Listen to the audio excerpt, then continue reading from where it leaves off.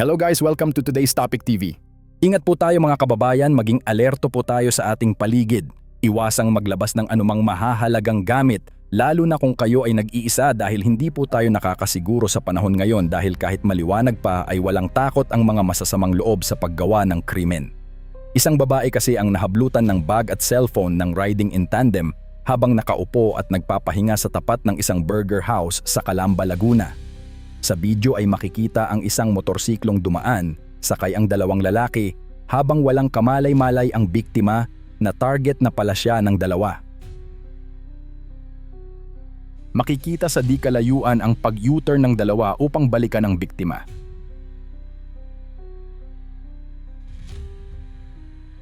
Pagdating sa tapat ng tindahan, agad na naglabas ng baril ang isa sabay deklara ng hold up sa babae. Ang babae naman tila nagulat at parang ayaw pa nitong ibigay ang kanyang bag. Subalit wala na rin siyang nagawa at puwersahang kinuha sa kanya ang kanyang gamit.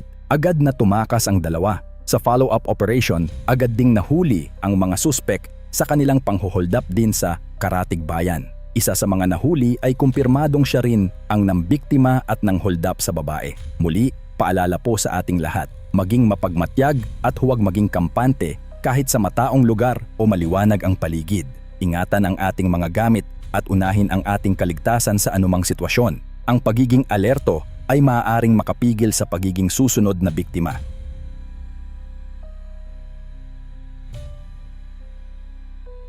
Isang insidente ng pananabotahe ang naitala sa isang establishmento matapos mahuli sa CCTV ang isang lalaki na umano'y ng bato sa isang gusali. Sa kuha ng surveillance camera, makikita ang individual na naghagis ng bato patungo sa harapan ng BCVR Pharma and Medical Supplies. Dahil sa insidente, napinsala ang kanilang electric meter at maging ang isang CCTV camera na nakakabit sa lugar.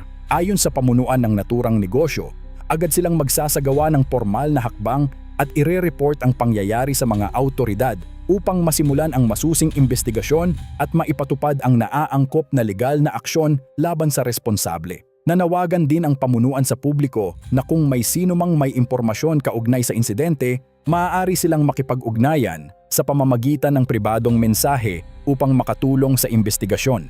Samantala, nilinaw ng City Social Welfare and Development Office o CSWDO na ang naturang lalaki ay may kinahaharap na suliranin sa pag-iisip. Dahil dito, pinapayuhan ang publiko na manatiling maingat, mapagmatiyag at iwasan ang anumang komprontasyon kung sakaling makita nyo ang lalaking ito. Dito naman sa may Robinson, taga po Santa Rosa, isang babae naman ang natangayan ng cellphone ng isang lalaking nakamotor habang ito'y naglalakad. Sa kuha ng dashcam video, makikita ang babaeng abala sa kanyang cellphone nang bigla na lamang may sumulpot na rider sa tabi niya at biglang inagaw ang kanyang hawak na cellphone na ikinagulat ng biktima. Ayon sa uploader, marami daw ang nabibiktima sa lugar na ito, kaya pinag-iingat ang publiko na laging mapagmatsyag at maging alerto sa inyong paligid. Bilis. Snatcher. Oo. Pero, putang bilis eh. Sabi. Dito naman sa Barangay Amakalan, Gerona, Tarlac, bandang alas 3 ng madaling araw, pinasok ng mga kawatan ang isang bahay matapos dumaan sa bintana ng kusina. Ayon sa report, nakuha ang 2 bag ng anak ng may-ari ng bahay at agad itong iniabot sa kasabwat na naghihintay sa labas bago mabilis na tumakas. Hindi malinaw ang mukha ng suspek dahil ito ay nagtakip, ngunit may mga detalye sa kanyang taas, pangangatawan at suot na maaaring makatulong sa pagkakakilanlan.